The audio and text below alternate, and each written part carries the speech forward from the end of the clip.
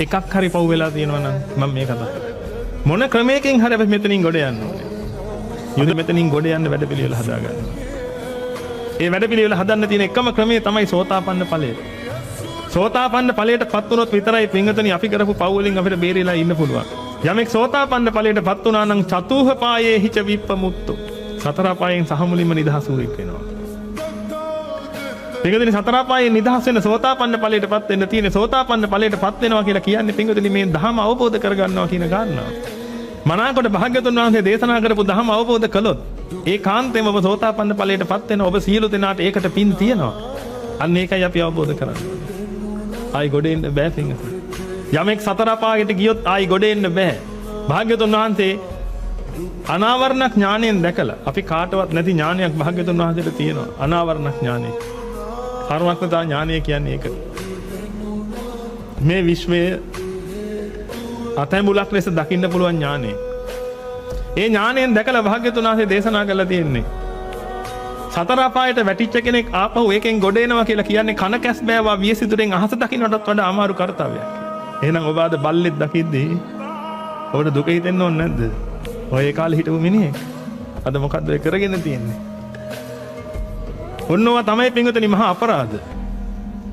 මේ මහා විරාජමානව ඉන්නවා ඔබ සියලු දෙනා. රටේ නායකයෙක් ඉඳලා හැම කෙනෙක් බොහොම විරාජමානව ඉන්න කැමති හා ඉන්නවා. නමුත් පින්වතුනි මේ අන්තිම හිත ඔබට මොනව නොකරයිද?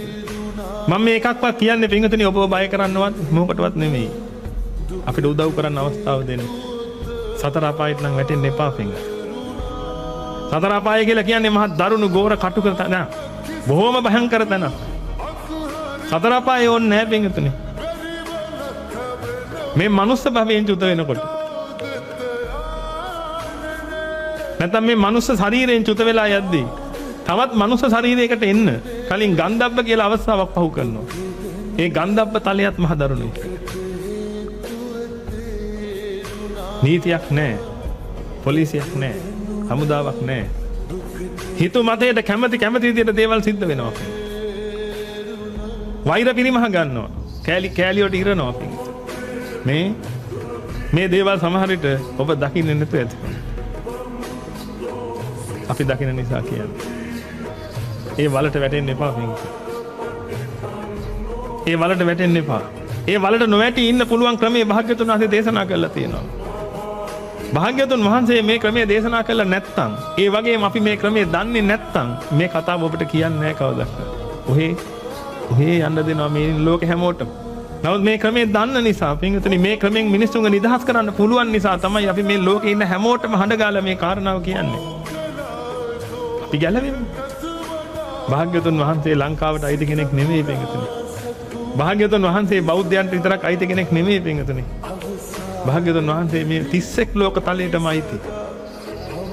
භාග්‍යවතුන් වහන්සේගේ බුද්ධ ආඥාව කෝටි ලක්ෂයක් සක්වලට පැතිරෙනවා. ඒ කියන්නේ කෝටි ලක්ෂයක් සක්වලටම එක බුදු කෙනයි පහළ වෙන්නේ. ඒ බුදුහාඳුරෝ තමයි පින්වතුනි මේ මනුස්ස ලෝකේ පහළ වුණේ. අපි මොනතරම් භාග්‍යවන්තද කියලා හිතලා බලන්න. අන්නේ භාග්‍යවතුන් වහන්සේගේ ශාසනය තමයි පින්වතුනි අද මේ ශ්‍රී ලංකා ද්වීපයේ තියෙන්නේ.